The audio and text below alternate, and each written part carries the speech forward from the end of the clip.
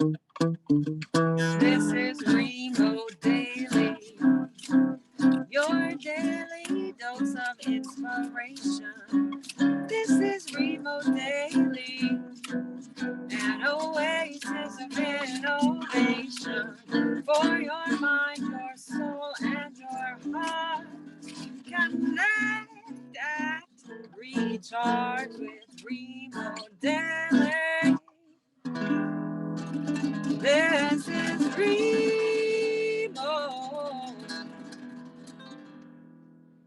Daily. Yeah, yeah, yeah.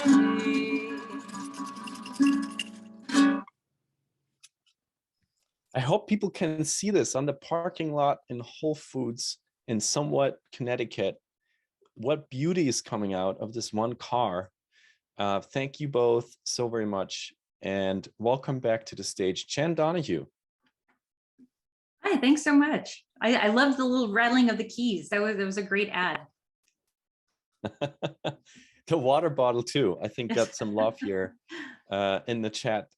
Yes, the whole car is an instrument, and we couldn't be luckier to have this amazing band with us.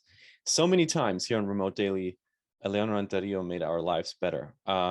Jenn, you grew up in Texas, and as far as I understood from researching and listening to some podcasts you did, you went to school and you were sort of like looking for a way out. All your friends went to Houston, enrolled with school, and you were like, no, I want to see the world. And you enrolled with the Navy.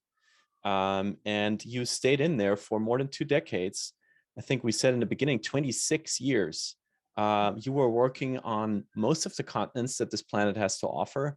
You were in deserts and on islands. You were in conflicts and in peace. It's a little bit kind of like ridiculous to ask you to pick one subway stop out of that long journey. But I was going to ask you, like, when you look at those 26 years and you had to pick one thing that shaped you a lot, and to this day you go back to that situation, is there one thing that one situation, one anecdote, one experience that you can share with us? Absolutely. My favorite duty station where I learned the most was on a small island called Annette Island in Alaska. I mean, a tiny, tiny little island. So I was about 23 years old. I was put in charge of 18 people. I was the only female. They were all guys, and we were drilling and blasting a road across Annette Island. So wow. And you know, as a joke, I always say it was a real blast. But so you were literally blowing up the island to make it more accessible. Yes. So the Metlakatlan Indians are on one side of the island, and in the wintertime, it was very difficult for them to get over to Ketchikan for supplies and everything that they needed. And they would have to take these boats on, it's in Alaska. So, you know, like these terrible waves trying to get over to Ketchikan. And so what we were doing is literally blasting a road across the island to a safe harbor on the other side, so they could just drive to that side and then take their boats over to Ketchikan. And it was going to be a lot safer trip for them. And it was a several-year project, so I was only there for one of the seasons. But that's where I really learned how to be a leader. I had a great mentor, and over the 6 months that I was there, like, he really taught me what it was to be a leader and to lead people. And that's the one cornerstone of where I always go back to when I think about, like, you know, where would I be today if it wasn't for that one spot? We have a community member here from Alaska. Heidi is not here right now, but Heidi, in case you're watching this on demand afterwards, greetings to Alaska. And I just Google mapped Annette Island. Wow, this is as remote as it gets. It's basically sitting into the south of Alaska, down the coast. And there's no way that, you know, you can get out of there. It's just, you're there, and then you have to do whatever you have to do. And I imagine for you to be a female leader and an engineer in this situation, you're part of an organization where leadership is, as far as I stereotypically would see it from as an outsider, leading equals yelling at other people. So what made you realize that you were completely different, that was not your style, that you were a different kind of leader, and you had to kind of like rip that camouflage from what the organization told you to be or to do off? That's it's actually a great story and lead in, because right before I went to Annette Island, I was with the rest of my battalion. And that was whenever I first got there. And I didn't know what I was doing as a leader. And I looked at all my leaders and they were all yellers. And so I thought, oh, well, that's what you do, is you yell at people to make them do what you want them to do. And so I did that, and I tried it, and I yelled at my people. And I will just tell you, like in my heart, man, it didn't feel good. I mean, you know, when something doesn't feel right, you can just, it's just like this awful feeling. And as I really had to think about, you know, should I even be in the Navy? Should I be in the military? Everybody else is yelling at their people, and that wasn't me. And like, I'd go home and I was just like, I don't know if I can do this. But that's when, you know, we deployed, and I got to go to Annette Island, and they hooked me up with this fantastic mentor. So he was a Navy chief. His name was Ed Willis, and he'd been in the Navy for like 22 years. And he took me under his arm, because I started out with the whole yelling thing again. And he realized that's not who she is. That's like, he could see right through that. And I was losing all credibility with my people, because that's the way I thought I was supposed to act. And he would take me aside and say, hey, have you thought about doing it this way? And you know what? That's what made all the difference. And over those 6 months while I was there, he just kind of kept whispering in my ear, hey, have you thought about doing it this way? He's like, you're empathetic. You like to listen. You like to build teams. He's like, I can see this in you. And so he helped me cultivate those traits. And you know what? We had a fantastic deployment. We got so much done. And all of my troops, like, they felt like really energized, like, yeah, this is great. Like, we're able to do great things, you know, and they hadn't felt that on others, because they had yellers as their leader. And I felt, you know what, this is me, this is who I am. And that's when I really started to embrace, like, I have to be myself and not camouflage myself with all of this, like, yelling and, you know, grandioseness. Like, so I just stripped off the camouflage, not literally, that's frowned upon in the military. When you take off your uniform in front of people and get naked, that's frowned upon. But no, but figuratively, I took off the camouflage so that I could be my true self. Wow.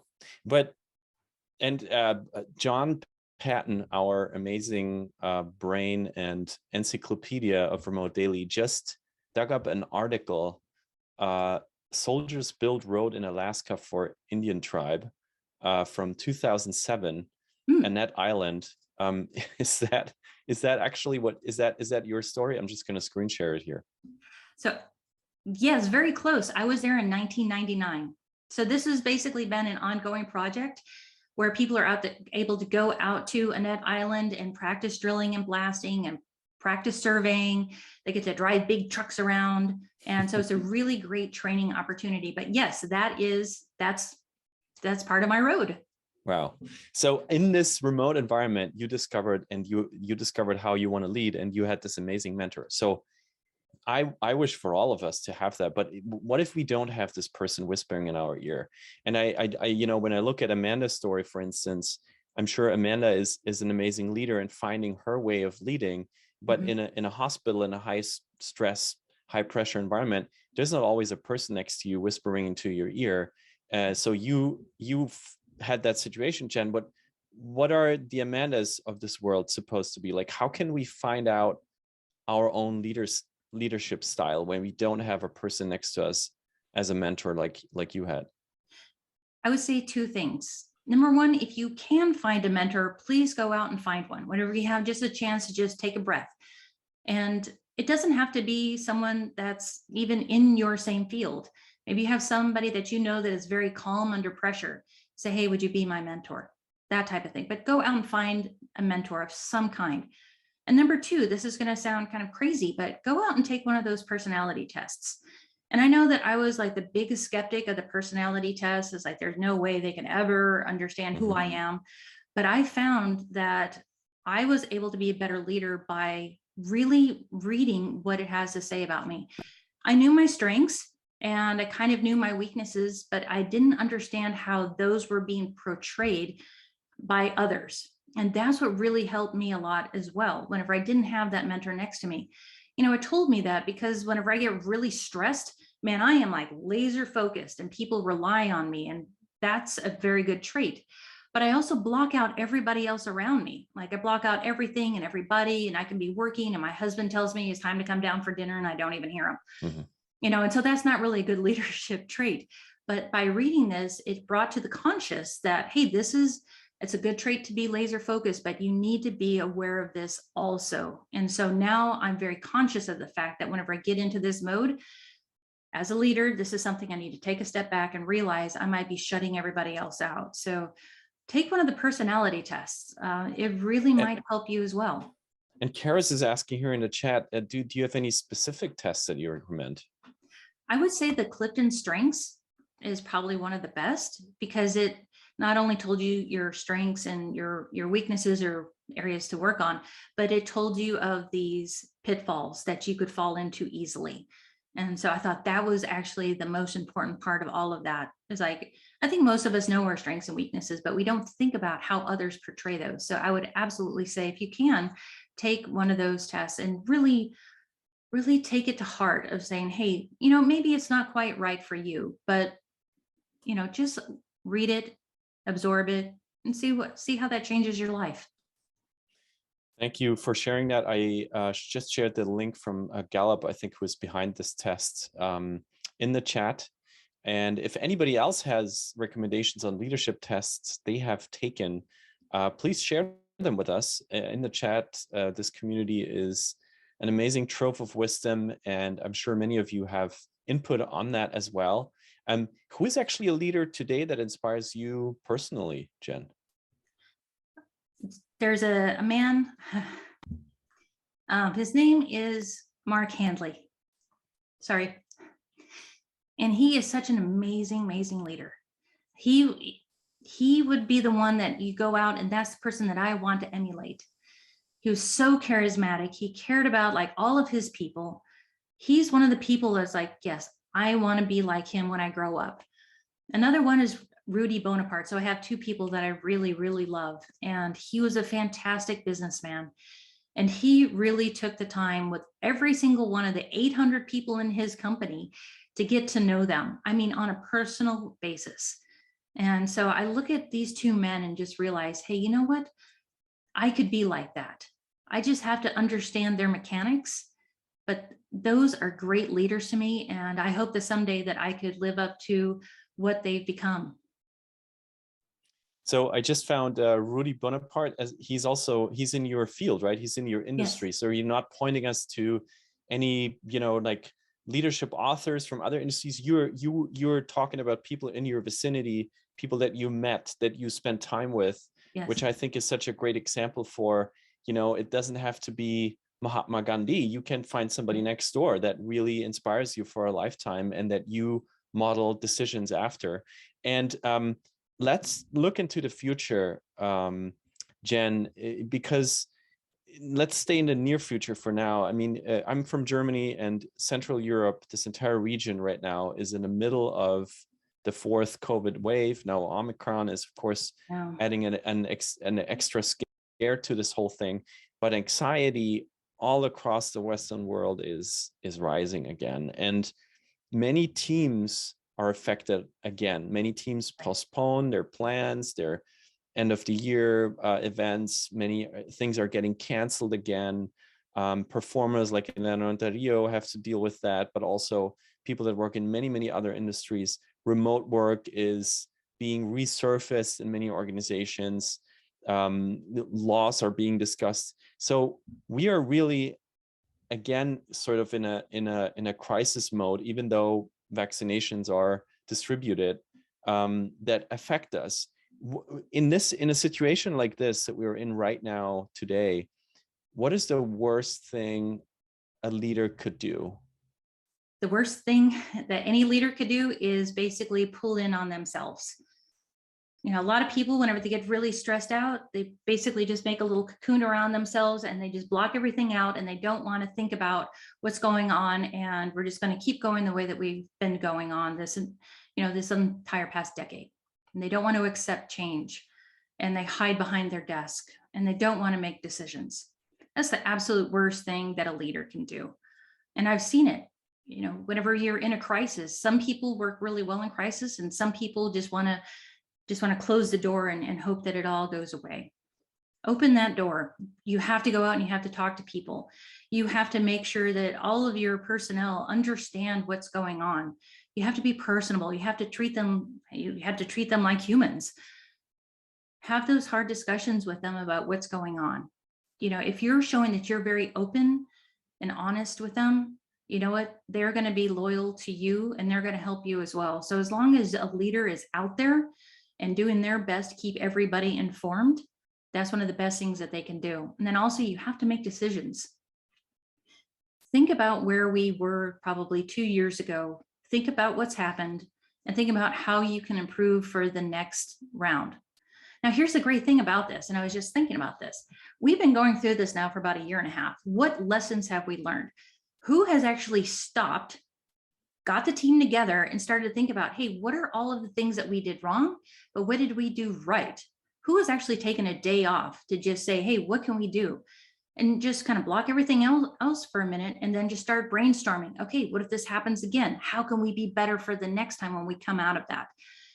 I would say everybody just needs to stop for just a minute, group up, figure out what went wrong, what went right, and then think about how do we get better on the other side. That's what I would say what leaders really need to be doing right now. And if you are scared, show it, right? I think that's probably also something that isn't being talked about a lot. This whole sense of vulnerability that is so I guess in pre-pandemic times was very unusual, right? That a leader would say, I'm scared, or I don't know what's going to happen. But if I understand you correctly, this is actually maybe one of the most important things right now. Absolutely. Being honest also means being vulnerable. And vulnerable doesn't mean you're going to go off and cry in the corner. Some people think that that's what the definition of vulnerable is. No, vulnerable is saying, I don't know the answer. And you know what? People are looking for that. Yes, they always say leaders always have to have the answer. But you know what? If you say, I don't have the answer, but hey, let's get together and let's figure out the answer together, that goes a long way. But you have to be vulnerable and you have to be open in order to get to that point. I wonder if there's sort of like a new type of leader emerging from this time. So talking about the more far away future, so many of these traditional leadership traits that we just talked about have been challenged, right? And the way people work together, of course, are changing tremendously. I just read the number of meetings in the US in many companies doubled over the past year because there was so much need for communication. And of course, you know, no other way getting together than over video conferencing. However, the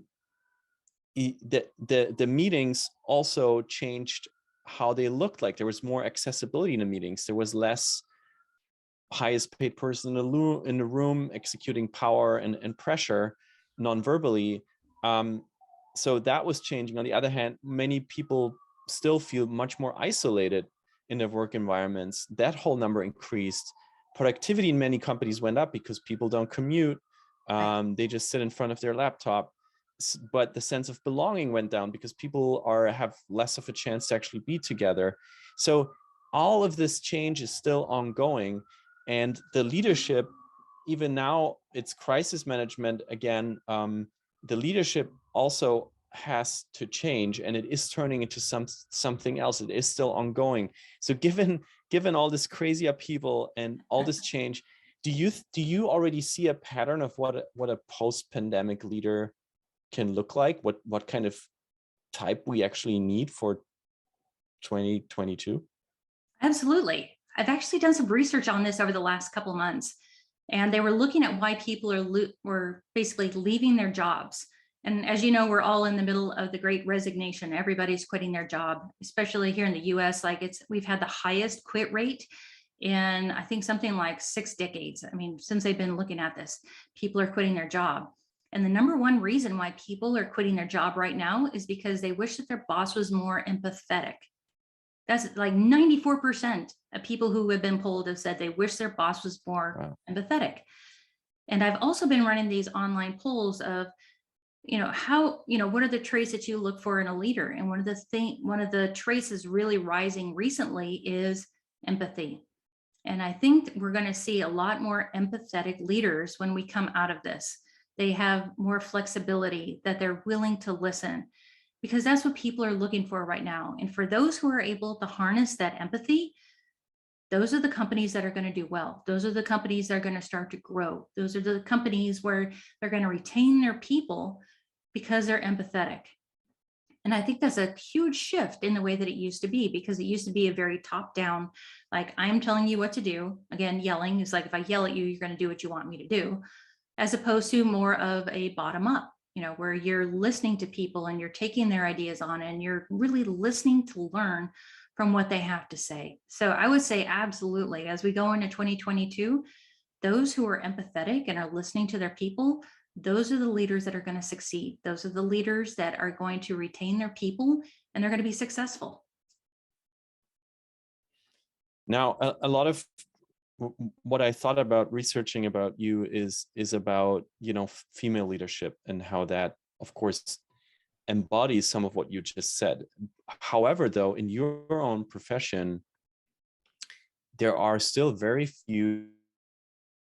Liz found a number from a university research saying 28% of people graduating across all STEM, so science, technology, engineering, and math in the US, 28% of those only identify as female. I mean, that's crazy. So what do you say to, like, young women who maybe dream of being a leader like you in science, in tech, in engineering, but think that that's not the place where I can, really build up my own career. That's not a place where I belong. I don't want to be the only one in the room. I don't want to be the odd one out at a time where we need exactly that, right? So what do you tell those people who are aspiring what you are, but maybe think it's not for them because it's such a hard thing to be the only one in the room? It is hard. 28%, that's actually better than what it was whenever I went through. I think it was closer to 15. Even in the military today, in the US Navy, in the Civil Engineer Corps, we're only 9% women. 9%. So I've pretty much been the only woman in the room the entire time. And I would say it comes down to a couple of things. We need more women role models. I would like to be a role model for all these young girls that are in junior high and in high school, and they're loving math and loving science, but the social pressures are like, oh, well, you shouldn't be in math and science, you should be in something else. We need more role models to say, hey, so that they can look and say, hey, I can be like that. And that's what we need. And it's starting to become a little bit more of a flywheel effect. We're starting to get more women in positions of power in the STEM areas. Now, that's not saying that we're all the way there yet, but we need these good role models. And we need to reaching out to these young girls at a really early age. There's a lot of social pressures in junior high and high school. And yeah, I was usually one of the only females in my class. But you just have to say, okay, I loved it so much that I decided to stick with it, but some didn't. So we need to be able to reach out to these young girls and say, hey, you know what? You can do it. You can be great at math and science, and you can absolutely keep going and do whatever you want to do. And it has to start really early on. I think college is probably too late. At that point, a lot of them have gone to different fields. But I absolutely think that if we were able to reach these young girls at an early age when they're so inspired to be part of the STEM area, that's where it really needs to be. And find mentors, find mentors for these young girls. Man, I was all over the place whenever I was young, and I did things completely wrong. And it was probably, spinning my wheels the entire time. And if I had a mentor to say, hey, maybe you should not do it this way and go that way, probably would have been a lot easier for me to stick around. But I would say, yeah, reach out early and see if we can just find some good role models and mentors for these young women. And I so love to read Amanda's chat share here. Very fitting to what you just said. In a few years, I hope to graduate with my bachelor's in astronomy, then go for a PhD, starting at UMD this spring. Total career change, but better late than never. I've always loved math and science, but never felt I belonged in science until recently. So here I am at 31. Kudos to you, Amanda. Amazing. Amanda, what can I ask you? What made you do it? Honestly, it kind of started when I had a lot of time to myself during the pandemic. When I was in New York, like working night shift, I literally would just have hours and hours to myself, and there was really nowhere to go. So it kind of forces you to look inwards and really ask yourself, like, who am I and what do I want? And I was kind of at that stage in my nursing career too, where I love it and everything. It's not that it's been absolutely terrible, but I just always felt like, this wasn't my true calling. It was just kind of like something I went into because I did like biology and stuff, and the economy was bad. So I actually started asking myself, why am I not, pursuing this? And I started to realize as time went on that all of the barriers for me not going to science weren't necessarily coming from anything external, but more internal, and just insecurity of like, I feel like I'm not smart enough because I don't meet this type of person like that I thought all scientists had to be, like, this very logical, very linear, organized person, and that it wasn't enough just to love something. But when I found out that that was all wrong, I started to ask myself, like, well, is there a way I could still do this? And I just, it didn't happen overnight. It took time. And I found that I can make this work. I can work as needed. I can cut back on my shifts, but still make enough. I can apply to this school. And I just kind of started there. Can I just say, Amanda, that is amazing. And that's what I tell people all the time. You know what? Don't get married to the plan. Like, go find what you love and go do that. Don't just stick with what you think you're supposed to be doing. You might enjoy it, but go find what you love. You're going to absolutely enjoy your life if you do. Way to go. Life's too short.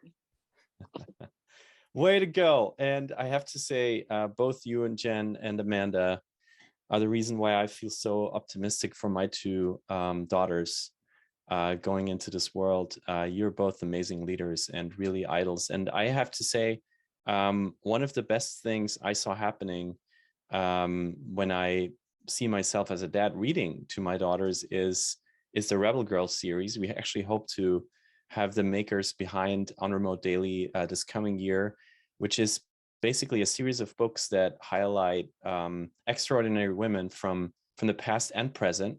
And they keep doing that. And both of you, Amanda and Jenn, you should be in those books. And I'm so glad that you are here today, Jenn, to give us all some advice and some very, very, I think, optimistic way of looking at how leadership is going to evolve in the future. And I invite you all to switch on your cameras if you feel comfortable doing so. And you know what's coming. Favorite moment for so many of our guests. And for all of you need to stretch, do it now. Stretch out your hands towards the camera and spread some virtual glitter for our guest, Jenn Donahue. And for all of you being here today, taking the time. Thank you so very much, Jenn, for being on Remote Daily. Thank you so much. And towards the end, we always pass the mic back to our guest, Jenn. First, how can we support you? How can we support what you do? One of the things that I am so passionate about is I want to get out and help other people. So if you have anything that you can think of where I can come and speak, I would absolutely come and, just tell you everything that I know about leadership and overcoming imposter syndrome. That's what I love to talk about. And if I can help more people in this world, that's what I want to do. Fantastic. Contact is in the chat. If you would like to get in touch with Jenn, invite her to your gathering, or maybe if you're looking for a mentor, reach out. Jenn, thank you so much for offering that. And lastly, Jenn, we always open the mic for our guests in the final moments, and just whatever you would like to leave us with today, this is for you. Maybe it's a personal mantra, maybe it's something you want to announce, maybe it's something you want to point us to, whatever you would like to share with us before we part our ways. Jenn, please do now. So one thing I would tell you, just like Amanda, is like, go and find what you love. Don't stick with what you currently have if you're unhappy, or if you feel like you're trying to fit some kind of mold that everybody thinks you're supposed to be. Man, find what you love. Don't worry about the money. The money will come later. Don't worry about that. But you have to live your life. You have to go find what you love. So that's what I would leave everybody with, is go find what you love. And I can only say, I'm so glad we found you, Jenn. Thank you so very much.